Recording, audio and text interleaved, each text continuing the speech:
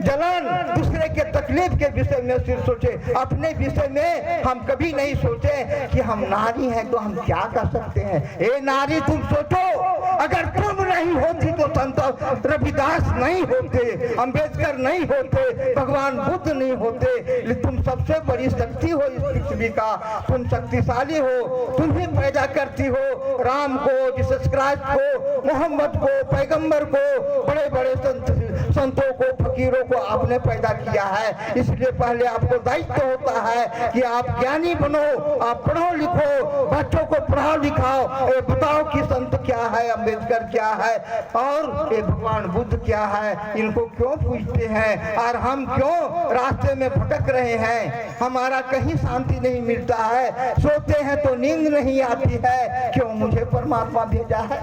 आपके गुरुजी ने बता रहा था सोहम, सोहम, सोहम का अर्थ होता है, सो के अर्थ होता है परमात्मा और हा के हम अर्थ होता है हम।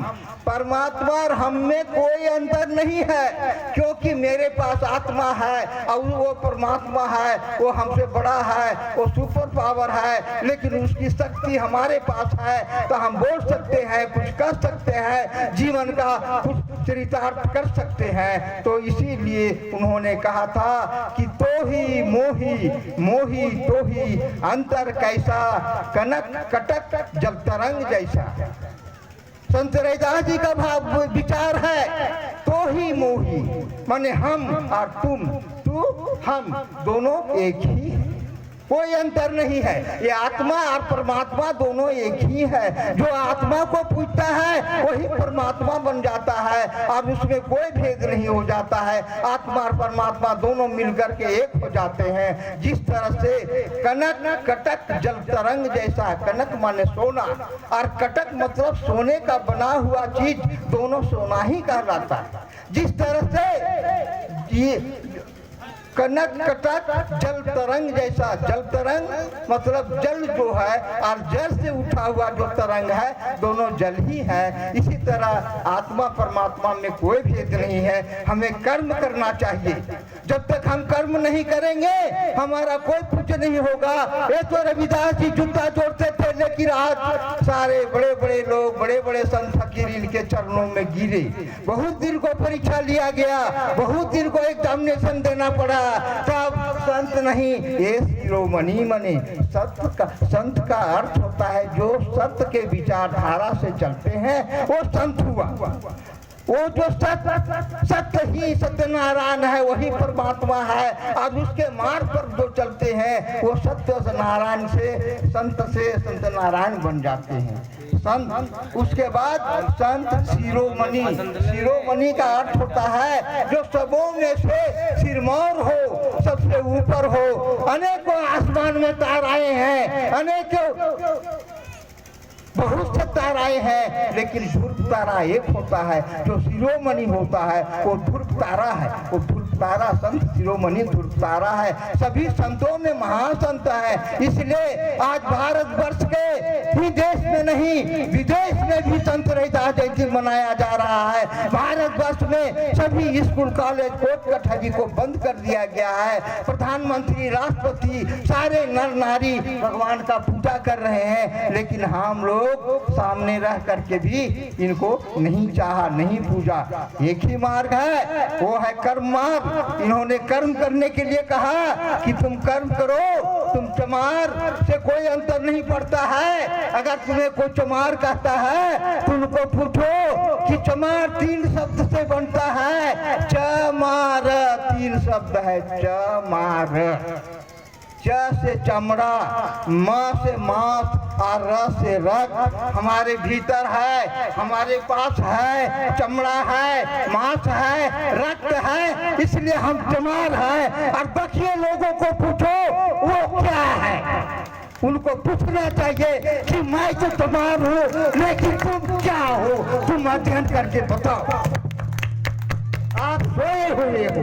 चमार जाति इस देश का शासक रहा है, इस देश का राजा रहा है, इस देश पर शासन किया है। सिर्फ देश में नहीं, विदेश में भी, पूरे विश्व में चमार है और बड़े बड़े पदों से रह चुका है। जो पढ़े लिखे लोग हैं वो जानता है क्या अमेरिका के राष्ट्रपति अब्राहम लिंकन चमार थे, रूस के राष्ट्रपति स्टालिन चमार थे, जर्मनी के हिटलर चमार थे, और जो इंग्लैंड हम पर शासन करता था, जिसका अभी पार्लियामेंट बनाया हुआ है, वो जॉर्ज पंचम चमार थे।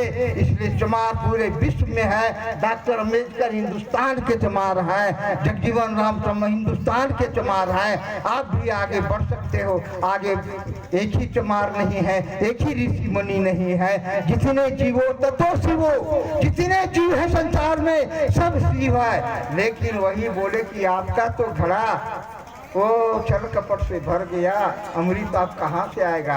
आप तो पढ़ने 1 मिनट टाइम नहीं मिला लगाते हो।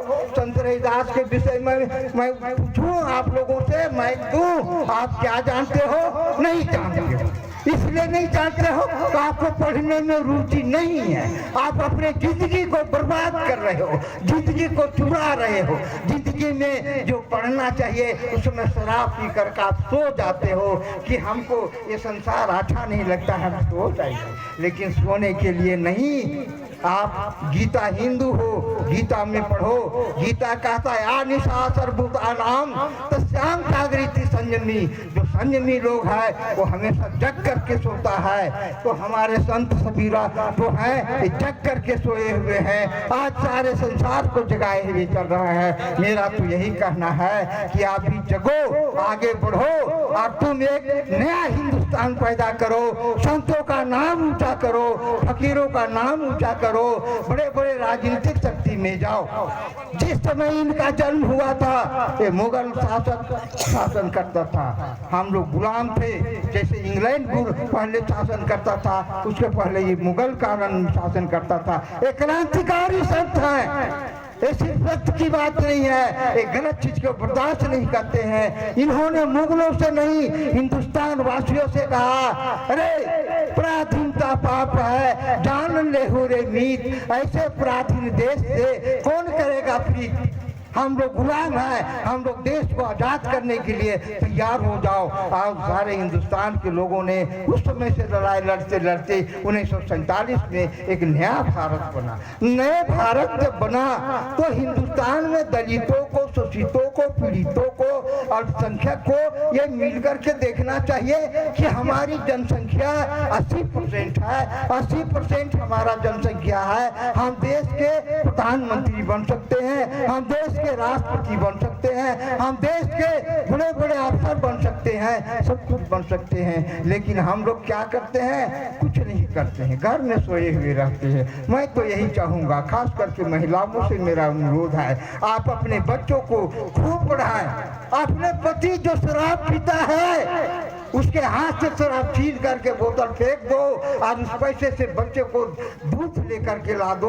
वो बच्चा दूध पिएगा तो एक भारत का नागरिक बनेगा, एक रविदास बनेगा, एक अम्बेडकर बनेगा, एक बुद्ध बनेगा। मैं आप लोगों को विशेष मैं नहीं लूँगा, आप सब हर साल कीजिए। हम लोग जब तक जीवित रहेंगे आपके साथ है। इन्हीं शब्दों के साथ आप सबों को बहुत बहुत धन्यवाद। Thank you.